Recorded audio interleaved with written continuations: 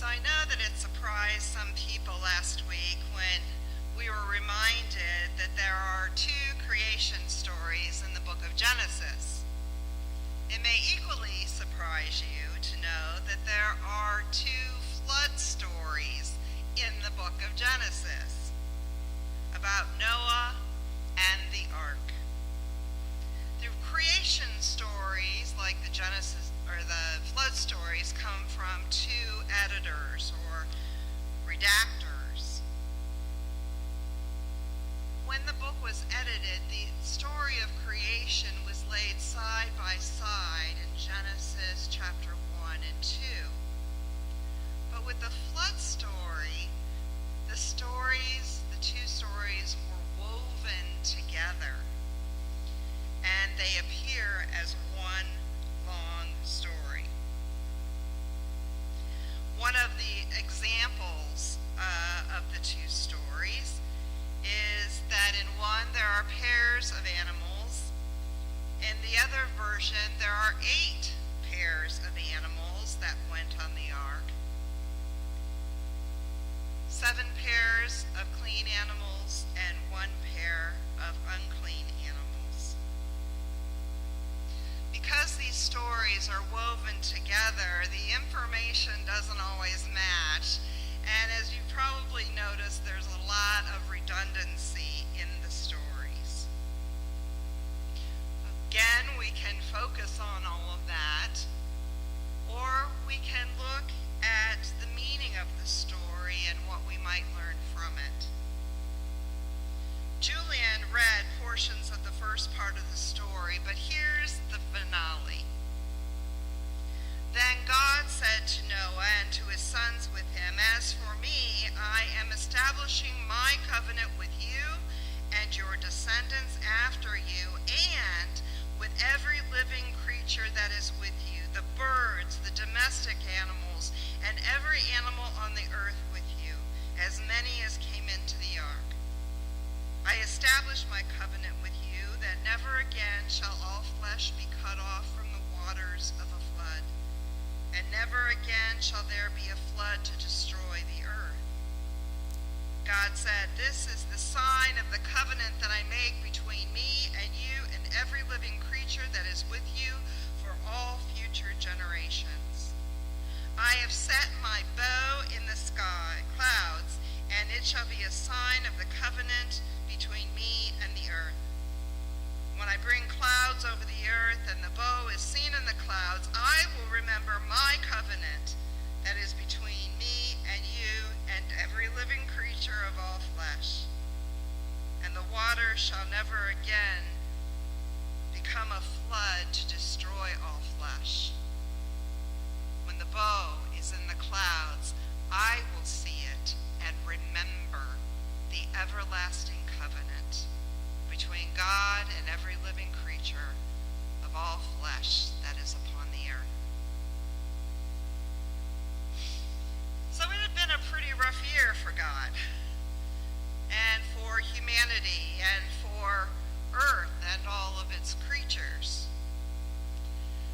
After the nightmare of the flood, the months on the ark with no land in sight, the waters receded on the barren and desolate wasteland. God established the very first covenant, not only with humanity, but also with the earth and the living creatures, and we don't always remember that part. The sign of the covenant was the rainbow. You know, rainbows continue to amaze us. Whenever we see one, don't we all point up and go, "Look, a rainbow!" And it's one of those times in a parking lot at the grocery store that will get everybody together. When there's a brilliant rainbow out, people are looking and pointing and saying, "There's a rainbow." They continue to move us all of these thousands of years later. But can you imagine the sight of the very first rainbow and how it took the breath of very first colors that painted the sky, and how moving that was and how memorable that was. The promise of God, that God would never again destroy the earth by water. Of course, that won't keep us from destroying the earth.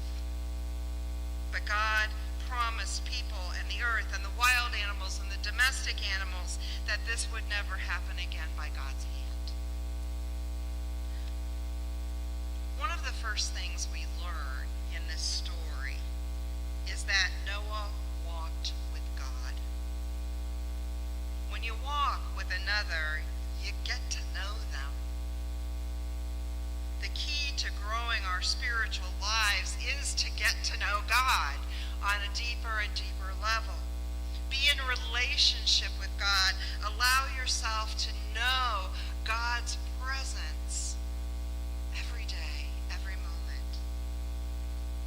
In that relationship, there is never a burden that God does not carry with us, never a sorrow that God doesn't share.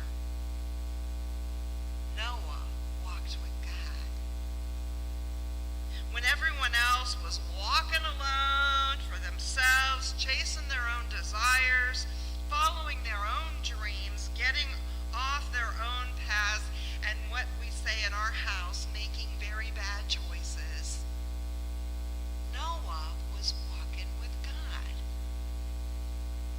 Noah knew God so well that Noah trusted God in all things, and so he followed God's instructions to the letter. Make the ark of cypress wood and make rooms in it.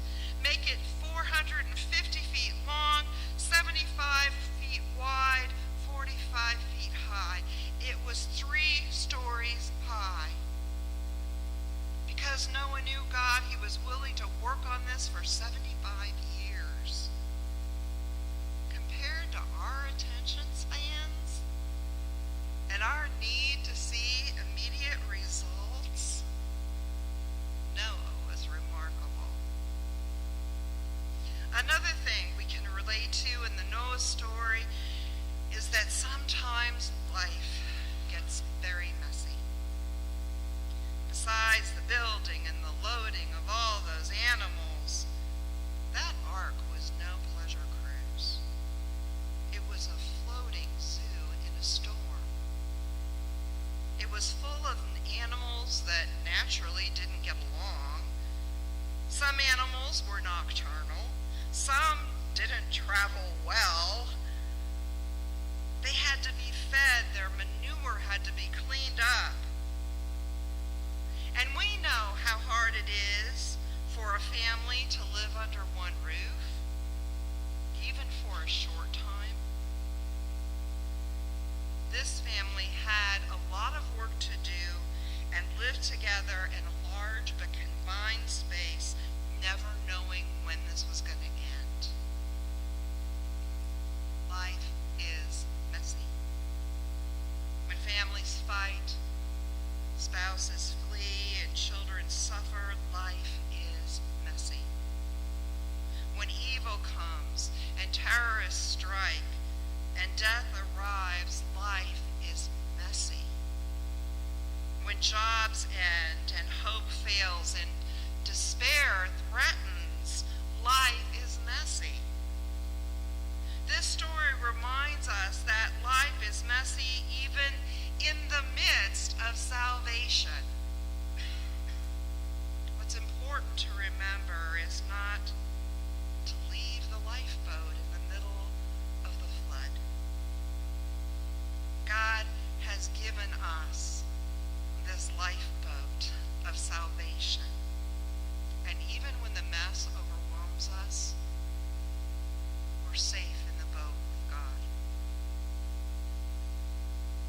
This story also teaches us that no matter how it feels, the rain is going to stop.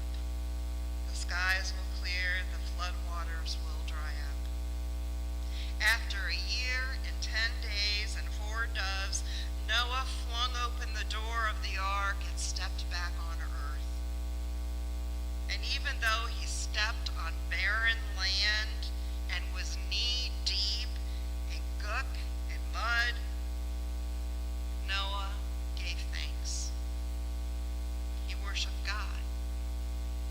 and the sweet aroma of Noah's act of worship reached God.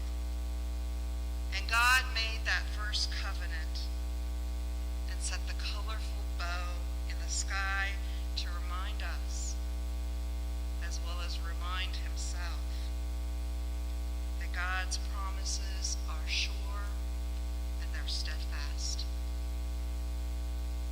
You know, every time I am tempted to lose faith, I remember the rainbow. Every time the mud creeps up above my knees, I remember the rainbow. Every time I get off track, I remember the rainbow.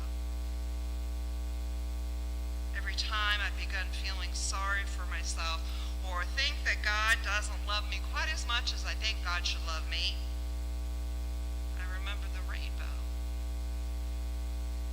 Every time I have been fed up and wanted to just quit, every time I listen to the political news, I have to remember the rainbow. Last week in the second service, we sang one of my favorite hymns, God of the Sparrow and God of the Whale. And one stanza continues to be in the forefront of my mind this week. God of the rainbow, God of the cross,